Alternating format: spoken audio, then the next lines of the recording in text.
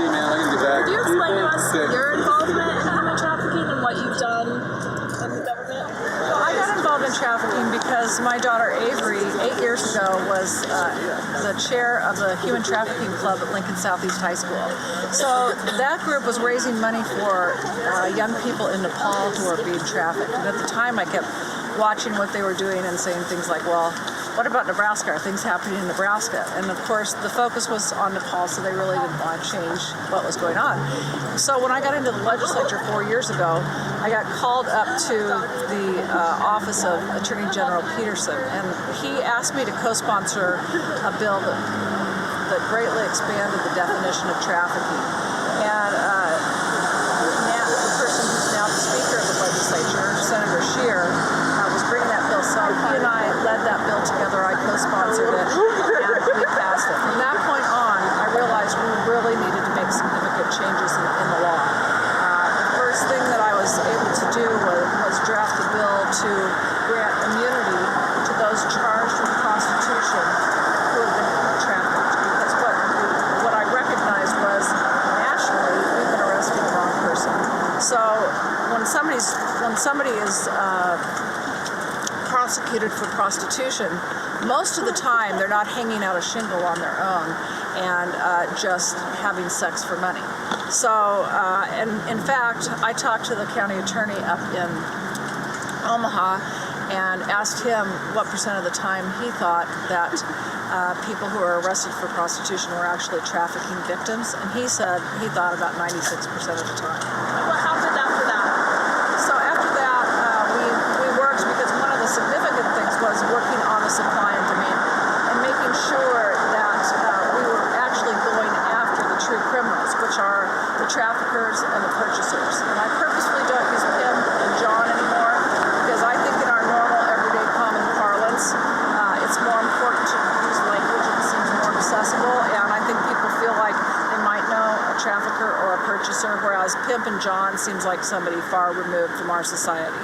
And so we worked on the penalties and significantly increased the penalties. Prior to my bill in 2017, somebody who trafficked a minor could get something as small as probation. After the change of the laws, if you traffic or purchase a minor, you can get 20 years to life. So it is a significant change in our laws. It was totally necessary. And you know, part of an interesting thing was that we've got a prison overcrowding problem. And so people came to me and said, well, now you're adding penalties, so you're going to have more people coming to prison. You're fighting about the overcrowding. But we have misunderstood this crime for a millennium. The oldest profession in the world is now actually the greatest myth in the world, because we've been arresting the wrong people. You can tell, because the difference between prostitution and trafficking is that there's force, fraud, and coercion. The victims of trafficking are generally not in control of their ID or their money or their housing. And so we have had to create a sea change and help Nebraskans understand what is actually happening. And then last year in 2018, in the session for 2018, we added a law that made it so that any crimes committed while someone was a victim of trafficking, because if you're a victim, you're a victim. And if you're being forced to do things while you are a victim, then you shouldn't be charged with the ancillary crimes like theft or drug charges that sometimes people get. And of course, the traffickers are known to put some of the victims on drugs to help make them more compliant. And so that's part of, we feel really good about that. So this helps survivors to move on and to be able to get rid of some of the crimes and convictions with which they've been charged, and it allows them to go on and get an education or get housing or get a job, move on with their lives, which is really the greatest thing that we can do to survive. So what has been the public's reaction to all of these bills? I think number one, people are shocked. I think that most people, you know, I had some people say, well, is she making prostitution legal in Nebraska? And that's not the point. And clearly there is a difference, when we're talking about force, fraud, and coercion as the criminal elements, forcing somebody to do something. So that's one thing. And the fact that they aren't in control really of their lives. And if you think about it, what percent of the people do you really think are prostitutes in control of everything, keeping all their own money? They're paying it back to somebody else, and they're being controlled and run by somebody else. And so I think generally people have been very supportive. I think people are shocked and haven't really understood what's going on. Part of the reason that they're shocked about what's going on is that the laws prior to about 4 years ago were all federal laws.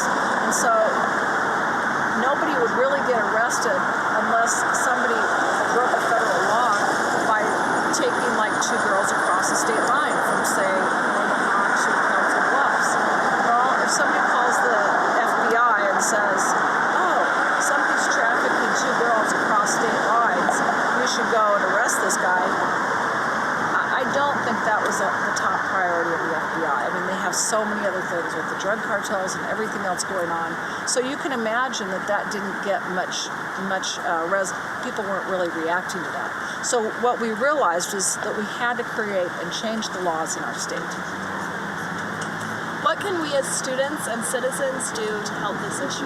I think it's so important that you're interviewing, that you're raising awareness. That is the key number one issue. And just talk to people. People don't get it. And with these changes of the penalties, including the purchasers, I think people on the campuses need to be highly aware of the fact that there will be a point where people will be made examples of.